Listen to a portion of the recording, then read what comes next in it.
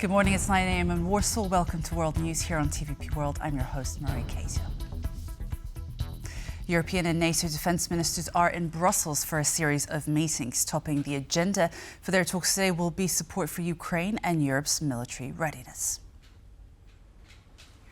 Meetings of the North Atlantic Council, the Ukraine Defence Contact Group and EU defence ministers are planned for today in Brussels.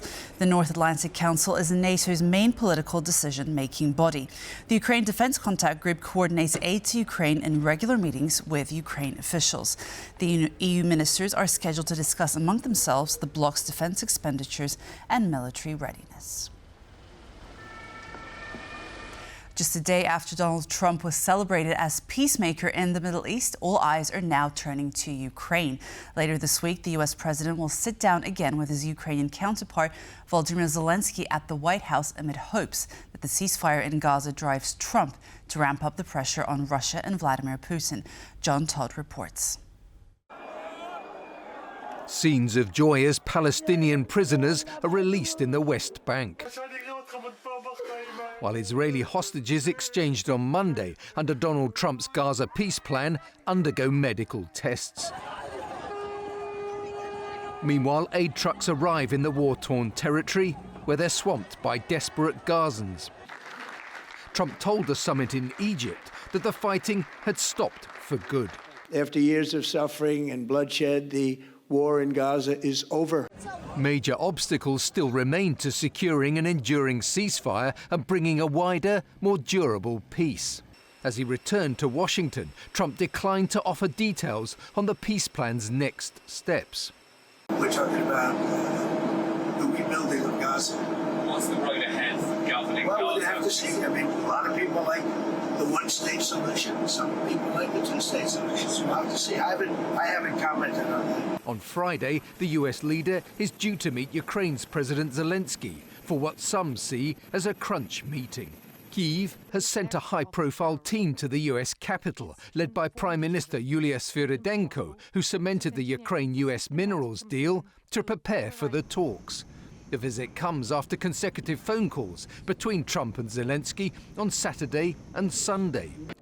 Trump is mulling the supply of long-range Tomahawk missiles to Ukraine. Experts say the weapons, which have a range of 2,500 kilometers, could significantly improve Kyiv's position at the negotiating table. The very fact of the presence of Tomahawks in Ukrainian arsenal will boost Ukrainian chances vis-à-vis Russia, will strengthen Ukraine, will put pressure on Putin to start thinking seriously about peace talks and ceasefire. Analysts note, though, that Trump has been reluctant to follow through on threats to get tough with Moscow.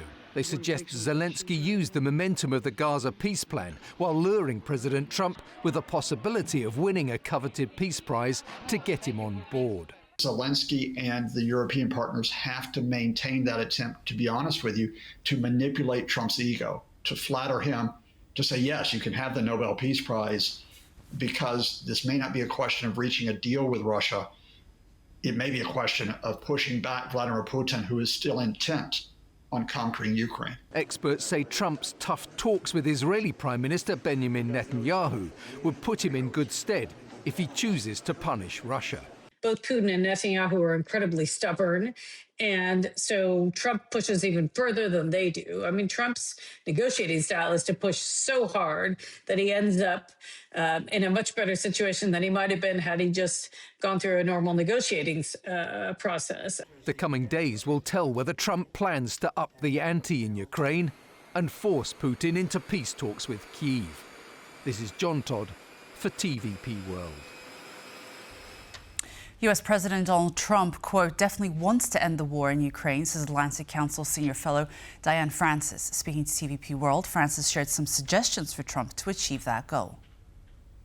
He is definitely seriously considering unleashing the Tomahawk attacks and giving them to the Ukrainians.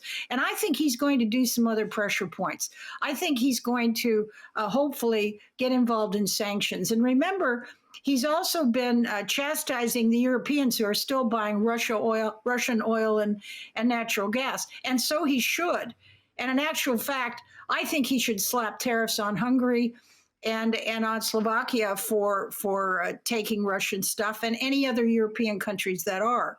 And so he's going to get tough now. Ukrainians in multiple regions of the country had to endure blackouts late on Tuesday evening due to a grid overload. According to the state power transmission company Ukrenergo, power cuts had been supplemented in 6 regions, including Kiev, Kharkiv, Sumy and Poltava. The Ukrainian power operator said that most blackouts were caused by lingering problems from Russian attacks on the energy system. Full power cuts had to be implemented in Sumy, Kharkiv, Poltava and Dnipropetrovsk, while partial ones were applied in the Kyiv and Cherkasy regions. According to local authorities in Kiev, parts of the Ukrainian capital went dark due to an emergency situation in the city's power grid. This forced the Kyiv metro to temporarily rely on reserve power sources to carry on operating.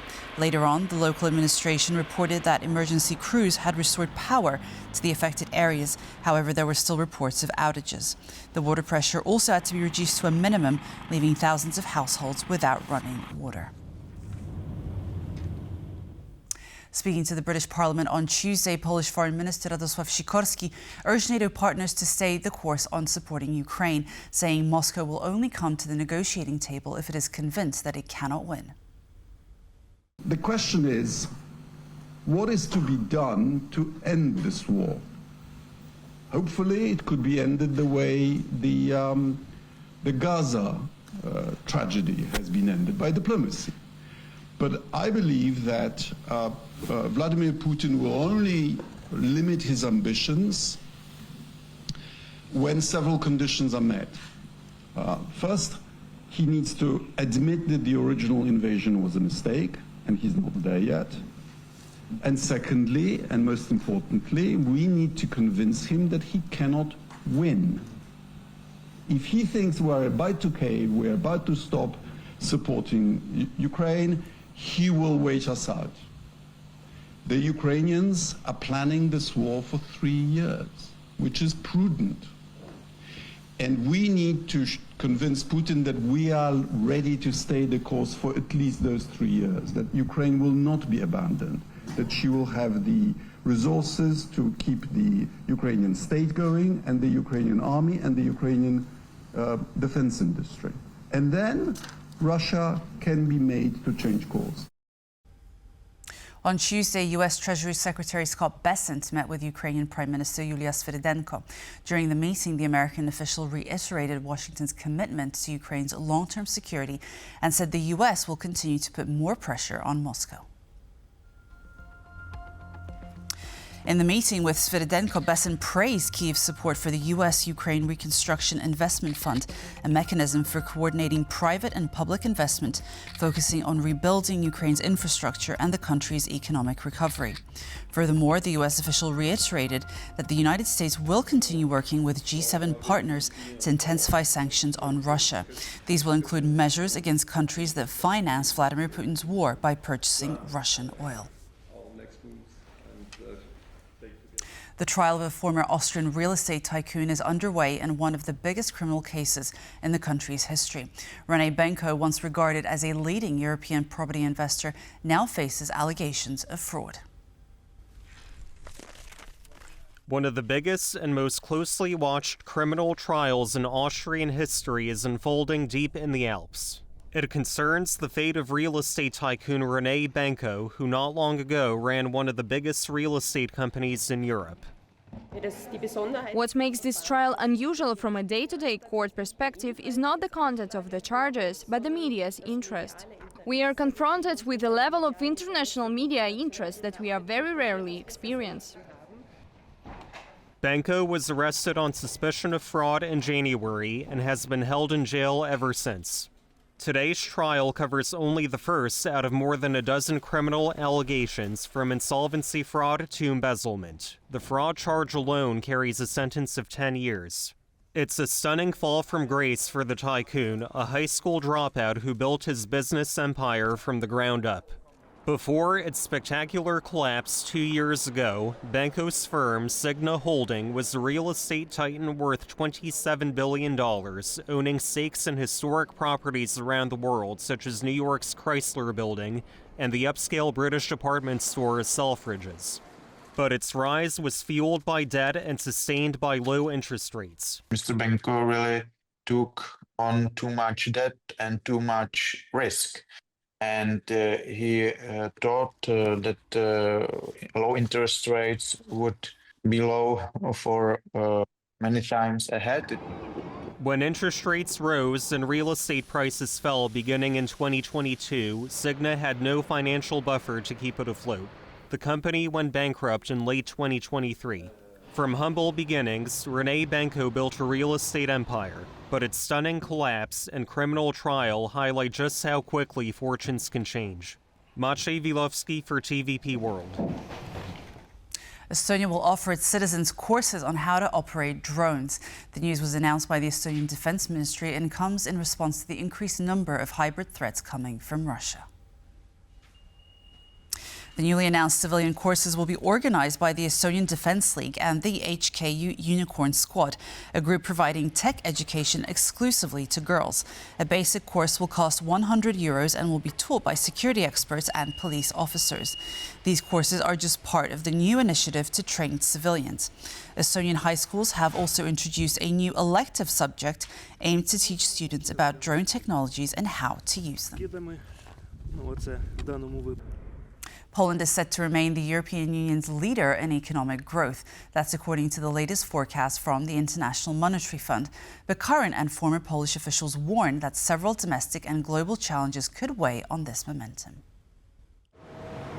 At its October conference, the International Monetary Fund slightly lowered its global growth forecast, trimming it by 0.1 percentage points to 3.1%. Even so, the fund's chief economist says the outlook could have been much worse. Now, what explains this modest impact?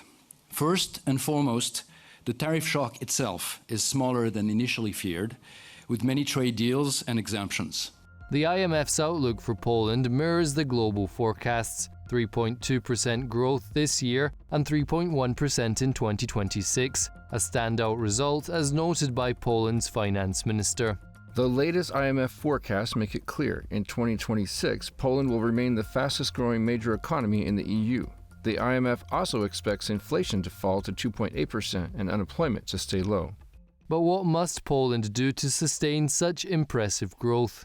Former Polish Finance Minister Paweł Wojciechowski told TVP World that the government must urgently address the growing budget deficit. We're supposed to have a deficit of 5.5% of GDP, and now we're nearing 6.9% of GDP. So it's much higher than first, put in the budgetary law.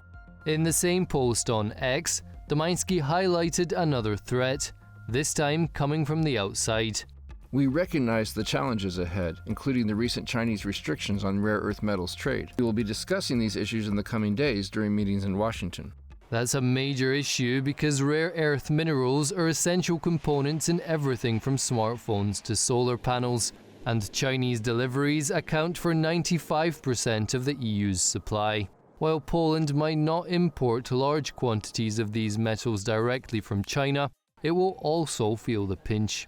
There is some potential impact on Poland, but they're indirectly through other markets.